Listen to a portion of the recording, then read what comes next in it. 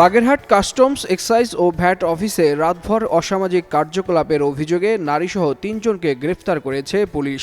সোমবার ভোররাতে গোপন সংবাদের ভিত্তিতে বাগেরহাট স্টেডিয়াম রোডে ভ্যাট অফিসে অভিযান চালিয়ে তাদের আটক করা হয়। গ্রেফতারকৃতরা হলেন বাগেরহাট শহরের ফখরুল ইসলাম বাবু, ভ্যাট অফিসের অস্থায়ী কর্মচারী মোরলগঞ্জের মোহাম্মদ সুমন এবং অজ্ঞাত পরিচয় এক নারী। পুলিশ জানিয়েছে, অর্থের বিনিময়ে নারীকে অফিসে আনা হয় এবং সেখানে অসামাজিক কার্যকলাপ চলছিল। টাকা নিয়ে বাকবিতণ্ডার সময় বিষয়টি টের পেয়ে যায় স্থানীয়রা। এরপর পুলিশ এসে তাদের গ্রেফতার করে। ঘটনার পর এলাকায় ব্যাপক ক্ষোভ ছড়িয়ে পড়েছে।